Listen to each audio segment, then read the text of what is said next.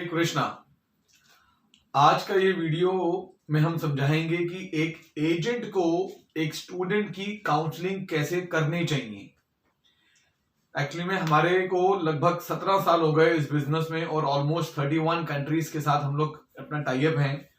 तो हमारे साथ बहुत सारे एजेंट्स हैं जो हमारे लिए काम करते हैं और इस वक्त कितने ही एजेंट्स हैं जो रेगुलर हमारी टीम को कॉल कर ये क्वेश्चन पूछ रहे हैं कि स्टूडेंट आया तो हम उसको कैसे हैंडल करें या हमें पहले उससे क्या बात करनी चाहिए, एक स्टूडेंट और पेरेंट्स के साथ हमको इंटरेक्शन कैसे करनी चाहिए, क्या क्वेश्चंस पूछने चाहिए।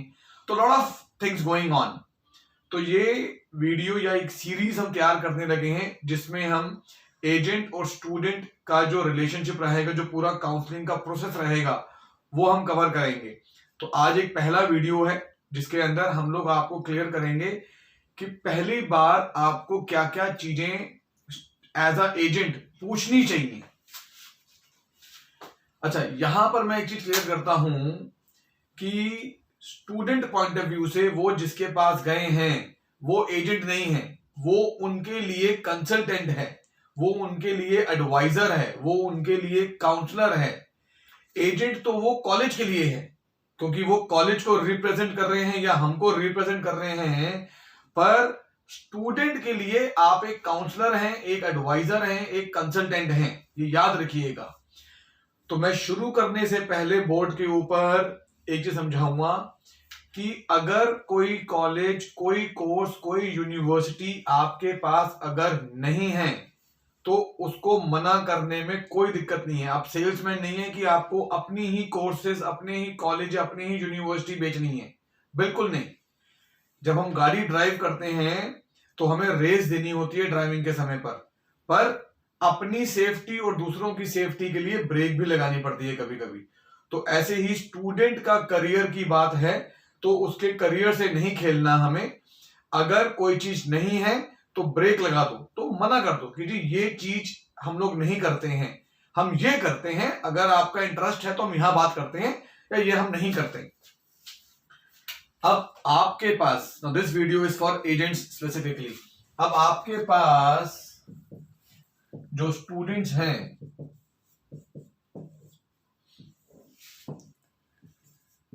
वो कैसे कैसे स्टूडेंट्स आएंगे समझना। कैटेगरी 1, मैं अपने हर वीडियो में बोलता हूं कि I am sorry for my writing, I am good in typing.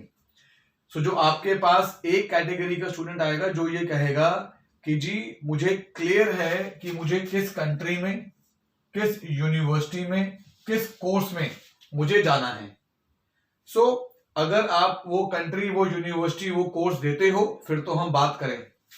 Second category का आपके पास स्टूडेंट आता है जो ये कहता है कि जी मेरे को इस कंट्री में या इस कंट्री में या इस कंट्री में, वो 2-3 ऑप्शंस बोलेगा, जी मुझे इसमें से किसी भी कंट्री में जाना है। So I am open for a university and course. Third student आएंगे आपके पास जो आपको ये बोलते हैं कि जी हमको स्पेसिफिकली इस इंडस्ट्री में जाना है। वो अपनी इंडस्ट्री स्पेसिफिक कर देंगे पर उनको कंट्री या कोर्स आइडिया नहीं होता।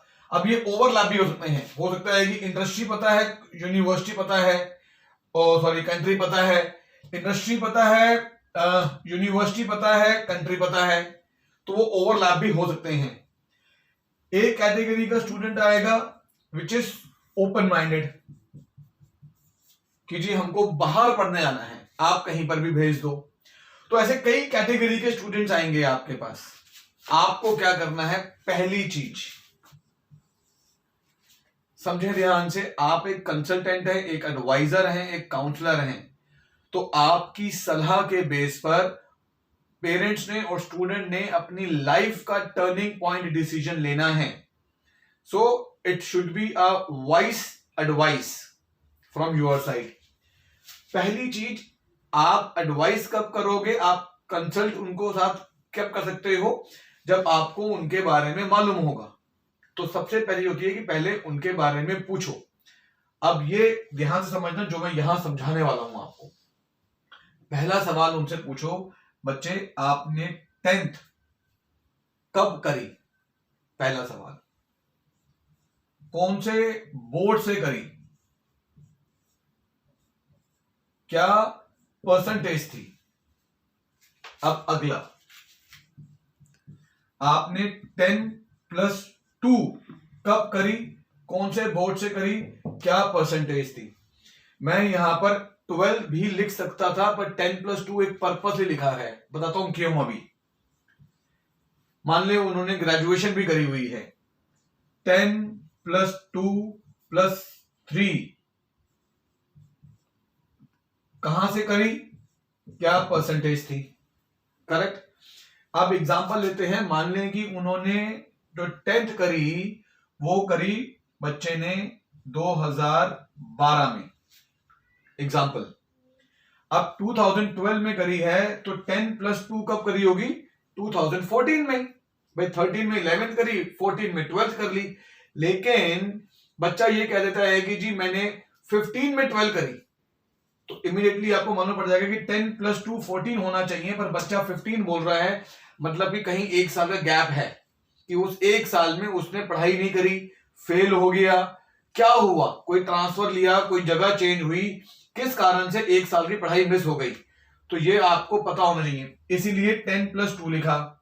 उन्होंने बोला कि जी हमने 10+2 2014 में कर ली, वेरी गुड। अब हमने लिखा 10+2+3, तो 14+3 होना चाहिए 15, 16, 17, ग्रेजुएशन 17 में होनी चाहिए।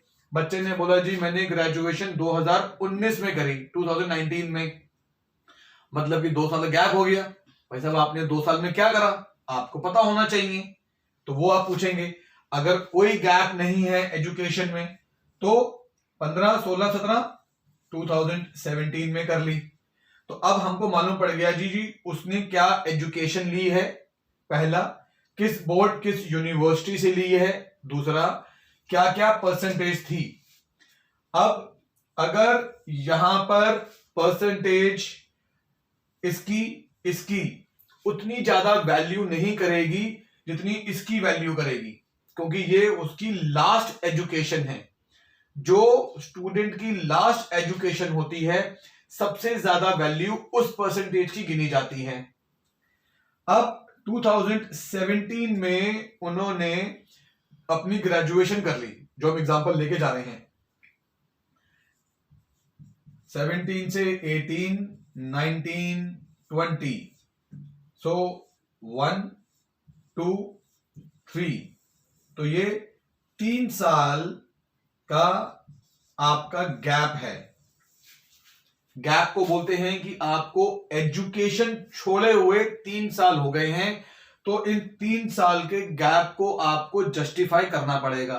तो स्टूडेंट कहता है कि जी मैंने इस 3 साल में यहां पर जॉब करी या मैंने यहां पर बिजनेस करा, उसने कुछ भी उस 3 साल में करा है, कोई सर्टिफिकेशन लिया, कोई डिप्लोमा करा, कोई एंट्रेंस दिया, कुछ भी इस 3 साल में उसने कुछ भी करा है, उसका ऑथेंटिक जेन्युइन डॉक्यूमेंट होना चाहिए। हम याद रखिएगा, एजुकेशन इंडस्ट्री में जब हम हायर एजुकेशन के लिए ओवरसीज भेजते हैं तो 10th से लेकर अप टू डेट तक स्टूडेंट ने जिस भी साल में 10th करी थी उससे लेकर करंट ईयर तक उसका पूरा का पूरा प्रोफाइल डॉक्यूमेंटेड होना चाहिए। हम किसी भी साल में किसी भी स्टेज पर ये नहीं कह सकते कि जी मैंने उस साल कुछ भी नहीं करा, तो कोई ना कोई डॉक्यूमेंट चाहिए ही चाहिए हमें, ये याद रखिएगा हमेशा, चाहे वो कोई भी डॉक्यूमेंट हो, पर it should be a legal genuine authentic document. तो 3 साल उसने जॉब करी, तो हमारे पास अब 2012 से लेकर 2020 तक का एक स्टूडेंट के पूरे डॉक्यूमेंट्स आ गए। अब यहां पर एक चीज इंपॉर्टेंट है समझने वाली कि उसने जो 12th करी, यहां पर मैं एग्जांपल ले लेता हूं, उसने करी कॉमर्स साइड से, उसने ग्रेजुएशन कर ली बीकॉम, ठीक है जी। तो इसका मतलब कि ये बच्चा कॉमर्स बीकॉम साइड का है। अब ये 3 साल में उसने एक्सपीरियंस लिया है, यहां पर इस 3 साल के एक्सपीरियंस में स्टूडेंट ने क्या करा है उस पर हमें डिपेंड करता है कि इस 3 साल में उसने अकाउंट्स की जॉब करी तो हम उसको अकाउंट के हिसाब का कोर्स देंगे। उसने फाइनेंस की जॉब करी तो हम उसको फाइनेंस के हिसाब का जॉब कोर्स ऑफर करेंगे। उसने सेल्स करी है तो हमें दिमाग लगाना पड़ेगा कि कॉमर्स और सेल्स के साथ कौन सा कोर्स मैच करता है। एमबीए मैच करेगा, हम उसको एमबीए दे सकते हैं। तो यहां पे जरूरी होता है कि उसकी एजुकेशन ही काउंट नहीं करेंगे, एजुकेशन के साथ उसका एक्सपीरियंस क्या रहा है, इन दोनों को दिमाग में रखकर हमें उसके लिए राइट कोर्स सिलेक्ट करना है। तो पहला चीज यहां पर यह क्लियर होती है कि पहला, जब कोई स्टूडेंट आता है आपके पास और वो कोई भी कैटेगरी में हो, it can be more also, वो कोई भी कैटेगरी का स्टूडेंट हो आपके पास, पहले स्टूडेंट को आपने अपनी कोई चीज नहीं बतानी है। आपने पहले स्टूडेंट का प्रोफाइल समझना है, उसके प्रोफाइल के हिसाब से उसको आपने एडवाइस देनी है। तो पहला स्टेज जो प्रोफाइल का है वो ये है कि आपको उसका एजुकेशन 10th से लेकर टिल डेट तक उसके बारे में सब कुछ मालूम होना चाहिए, एक एक चीज। So this is just a step 1 जो हमने आज कवर करा है। हम अपने नेक्स्ट वीडियो में पूरी साइकिल कवर करेंगे कि एक स्टूडेंट की पूरी काउंसलिंग से लेकर जब तक वो ट्रैवल नहीं करता तब तक एक एजेंट को क्या क्या चीजें करनी चाहिए। And will cover the parent relationship also, कि पेरेंट्स को भी क्या क्या पूछना चाहिए। Will cover the entire detail on this series on this.